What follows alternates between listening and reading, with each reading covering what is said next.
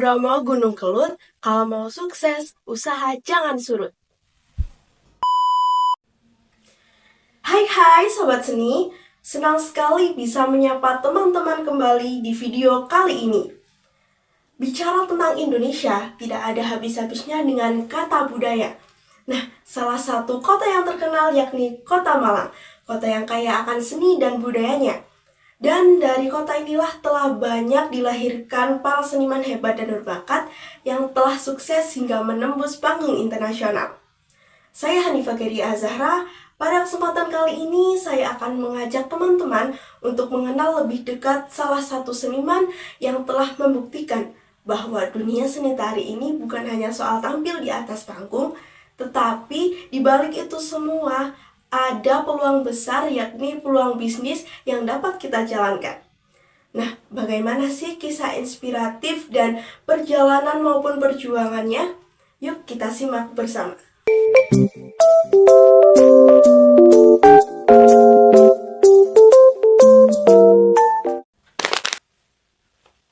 Nah, pastinya teman-teman sudah nggak sabar dan penasaran kan siapa sih beliau ini?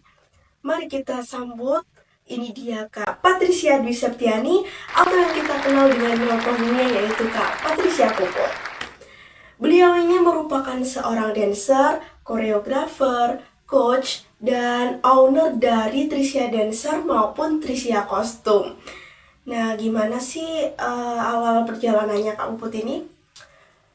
Oh iya, by the way, Kak Puput ini adalah alumni dari PSM juga loh. Angkatan berapa?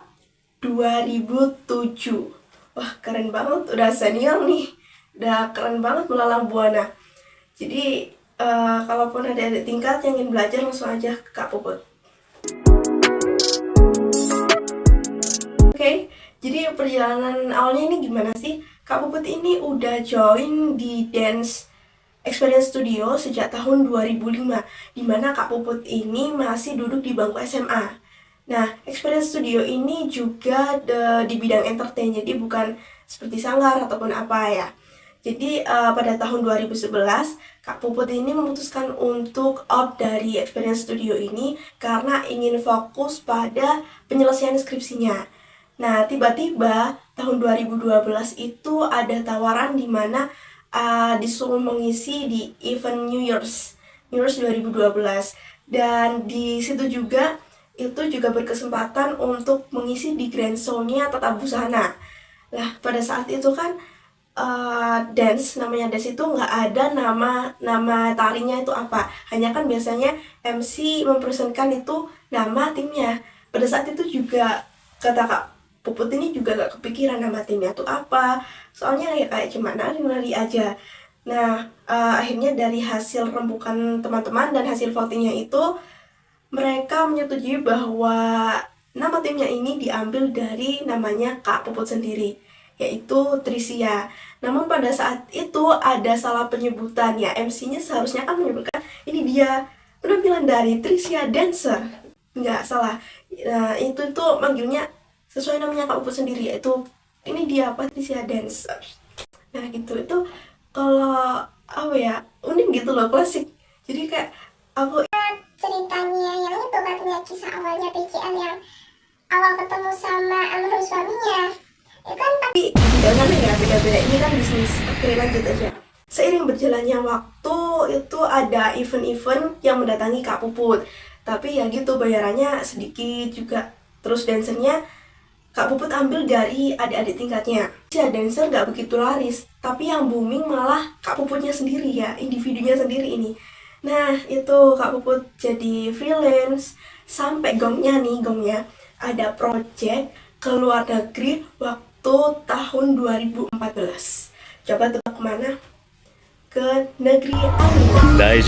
Ke negeri Sakura ya, ke Jepang teman-teman. Wow. Nah, itu kata Kak Puput suatu momen yang wow sih, karena sesudah pulang dari Jepang nih, mulai banyak ada relasi, terus mulai kenal markomnya Matos tuh, keren gak? Markom, marketing communication-nya Matos, dan ditawarin buat perform di acara Miss Matos, tapi yang waktu penyisian aja. Nah, itu kan ya Kak Puput udah, wah seneng banget.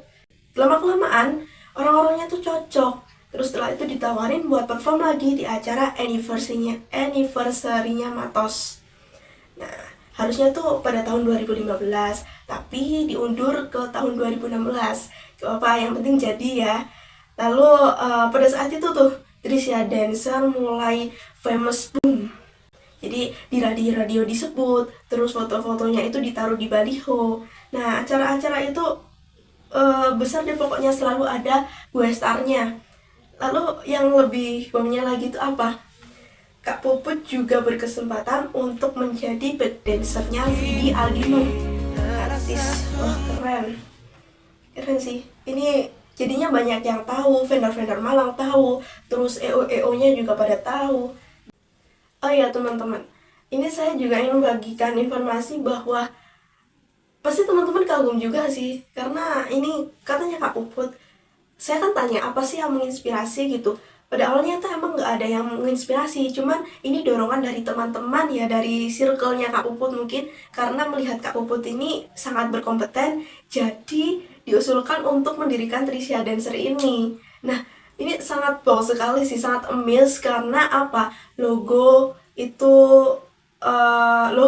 company profil itu teman-teman Kak Puput yang bikinin. Kak Puput tinggal kayak istilahnya terima jadi lah, tapi kayak wow, se positif vibe itu, circle-nya sama-sama mendukung, sama-sama support untuk Kak Puput ini. Keren banget sih. Ini masih awal perjalanan ya, maksudnya kayak cerita awal nih. Nah, jadi apa sih kuncinya yang dapat diambil di sini itu gini, kadang langkah awal bisnis itu bukan dari perencanaan matang, tapi dari kesempatan yang datang secara tiba-tiba. Nah, ini nih yang disebut dengan opportunity based entrepreneurship, di mana kamu tuh nggak harus nunggu semuanya sempurna buat memulai suatu usaha. Yang namanya bisnis pasti mengalami naik turun. Begitu pula nasib yang dialami oleh Trisha Dancer ini, yaitu pada masa pandemi COVID-19.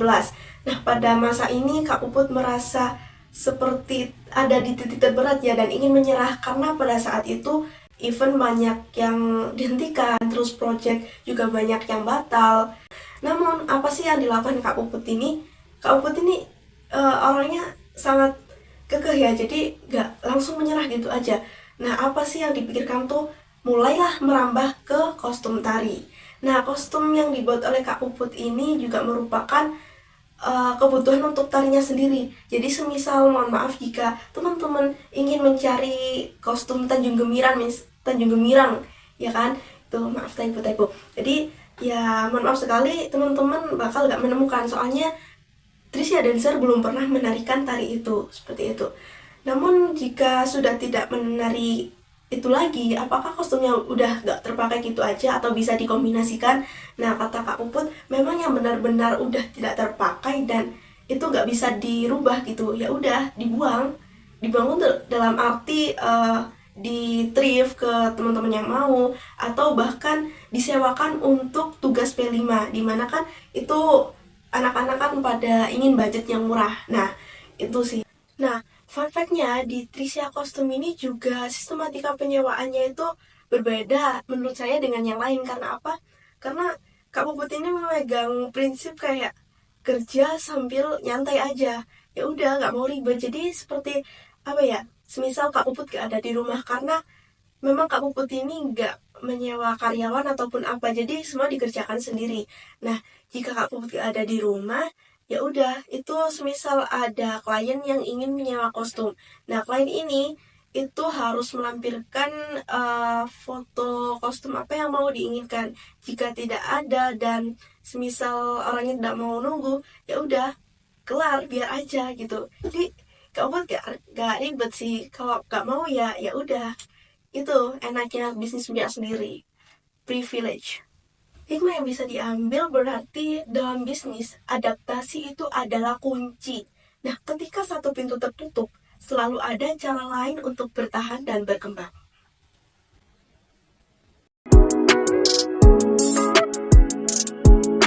Nah, teman-teman pasti dalam menjalankan bisnis ini ada lika-likunya ya. Pasti ada jalan keronjol-keronjolnya itu. Tantangannya apa sih yang dialami oleh Kak Puput ini? Nah, Kak Puput ini ternyata pada waktu itu merasa belum cukup modal dan tidak punya ruang untuk dibuat latihan. Sampai sekarang pun katanya itu juga masih menjadi tantangan. Karena apa? Karena ya udah punya rumah tapi tempat latihannya itu hanya cukup 4 sampai 6 dancer aja gitu. Nah, Kak Puput juga sempet nih ya kita bincang-bincang nih, katanya eh, ngajar duitnya buat modalin kostumnya Trisia. Lalu kadang dulu ada satu event yang penting dancer itu kebayar. Jadi Kak Puput kalau nggak nari ya udah nggak dapet fee. Tapi yang penting katanya dancer itu kebayar dulu gitu loh. Yang penting laris dulu katanya gitu. Oke, sangat-sangat wow. Teman-teman kalau sekarang kayak gitu gimana? Rasanya kalau dapet job tapi pulang dengan tangan kosong. Bagaimana sih Trisha Dancer ini bisa membangun branding hingga berkembang sampai saat ini? Jawabannya simple, yaitu media sosial adalah kuncinya. Nah, dari Facebook, Instagram, TikTok, sampai status WhatsApp pun semuanya dimaksimalkan untuk promosi. Tahun 2012 itu media sosial kan belum hype-nya ya. Jadi, Trisha Dancer udah bangun tuh eksistensi online-nya. Nah, sekarang cukup ketik Dancer Malang di IG pun itu udah boom. Keluar semuanya kan tetetetetet. Jadi kayak dimudahkan gitu loh. Beda kan dulu sama sekarang. Kalau dulu kan harus mengulik satu-satu gitu kan. Nah, dampaknya apa? Mereka nggak cuman dapat klien dari Malang, tapi juga dari luar kota. Bahkan EO dari Jakarta yang bikin event di Malang tuh juga bisa kontakkan sama mereka. Dipermudah itu loh. So, what we can learn? Jadi, digital marketing itu bukan sebuah pilihan, tapi sebuah keharusan. Dimana branding itu bukan cuma soal perform, tapi juga seberapa konsisten kamu membangun presence di dunia digital. Nah, ini sejalan dengan teori bahwa personal branding dalam wirausaha kreatif yang menekankan pentingnya konten berkualitas dan engagement di media sosial. Itu salah satu teori kewirausahaan yang dapat saya ambil. Teman-teman, nyadar gak sih sepanjang video ini saya belum bahas bagaimana sih kaitannya antara seni dan wirausaha. Nah, ini saya juga langsung tanya ke Kak Puput, dan emang seni sama wirausaha itu sangat erat banget. Kenapa? Karena Kak Puput itu percaya kalau seni dan wirausaha itu punya hubungan yang erat karena seni itu inti dari kreativitas dan inovasi. Nah, ibaratnya jadi sebuah toko butuh brandnya kan butuh logo. Nah, logonya ini kan otomatis dari apa? Seni grafis, ya kan? Lalu yang kedua ini pasti sebuah produk butuh packaging. Nah, packagingnya ini kan otomatis butuh desainnya kan dari seni grafis juga. Otomatis ya itu semua kan intinya dari seni. Nah, oleh karena itu jangan pernah menganggap seni itu cuma jadi hobi.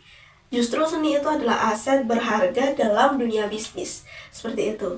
Perlu digarisbawahi dan itu adalah sangat penting, teman-teman. Saya jelaskan tadi ya, bisa kita ambil mungkin, atau teman-teman ada yang bisa menebak. Jadi kisahnya Kak Puput ini sama dengan teori wirausaha apa sih? Nah, teorinya ini bisa kita ambil dari Drucker pada tahun 1985, yang mana itu bisa dinamakan Opportunity Based Entrepreneurship, yang mana Kak Puput ini sudah memanfaatkan kesempatan yang muncul tanpa perencanaan panjang seperti tawaran perform di tahun 2012 tadi, yang akhirnya dapat menjadi cikal bakal Trisha Dancer. Lalu hal ini menunjukkan bagaimana seorang entrepreneur yang sukses seringkali tidak menunggu semua kondisi itu ideal, tetapi mengambil peluang yang ada dan berkembang darinya. Oke. Lalu ada juga teori dari Saraswati pada tahun 2001 yang mana disebut dengan effectuation theory. Nah, dalam teori ini itu ada konsep bird in hand principle, di mana wirausahawan itu membangun bisnis berdasarkan sumber daya yang mereka miliki saat itu. Jadi bukan dari rencana yang benar-benar matang. Nah, Kak Puput ini kan tidak menunggu modal yang besar ataupun infrastruktur yang sempurna, tetapi memanfaatkan skill, jaringan, dan pengalaman yang ia sudah miliki itu justru bisa mengembangkan bisnisnya. Jadi bisa diambil ya teman-teman pelajarannya. Oke teman-teman, sepertinya ini udah melewati batas durasi ketentuannya ya. Nah, langsung aja nih ke segmen kesimpulannya. Jadi, apa sih poin-poin yang dapat diambil dari kisahnya Kak Puput ini? Nah, yang pertama, bisnis tuh nggak selalu berawal dari rencana panjang. Jadi kadang kamu tuh harus berani ambil kesempatan dan berkembang seiring berjalan gitu. Yang kedua, skill dan networking itu lebih penting dari modal besar, iya kan? Jadi koneksi yang kuat itu bisa membuka pintu rezeki yang nggak disangka-sangka. Lalu ada tuh yang ketiga, branding dan digital marketing adalah nyawa bagi bisnis kreatif. Nah, karya bagus itu kayaknya nggak cukup kalau kamunya tuh harus bisa membangun presence di dunia digital. Lalu jangan ragu untuk diversifikasi usaha. Kalau ada peluang baru yang masih nyambung dengan bisnis utama itu, ambil aja ya, keep aja, go for it. Lalu yang selanjutnya itu seni dan wirausaha itu satu paket. Kenapa? Kreativitas dan inovasi dalam seni itu bisa jadi kesuksesan bisnis.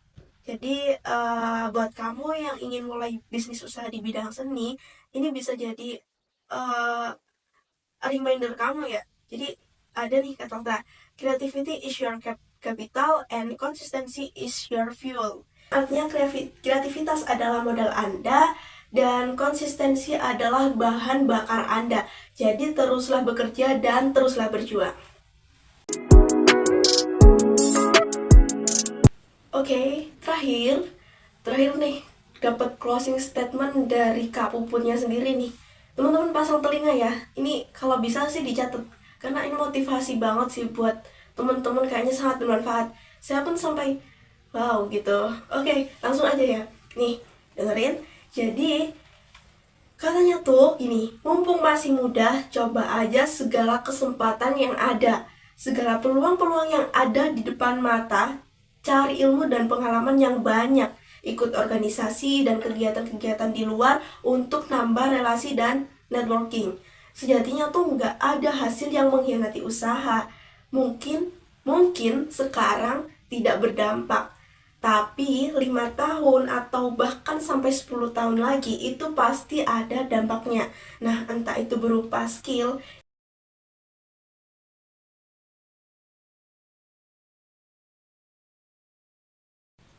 Oke teman-teman, sepertinya udah cukup banget nih. Saya ngomong panjang lebar, cerita-cerita, tapi yang penting bisa bermanfaat bagi saya khususnya dan teman-teman ya. Jadi kita sudahi dulu episode opsi kali ini. Jadi see you, bye bye. Jangan lupa menyaksikan episode opsi selanjutnya yang sangat menarik.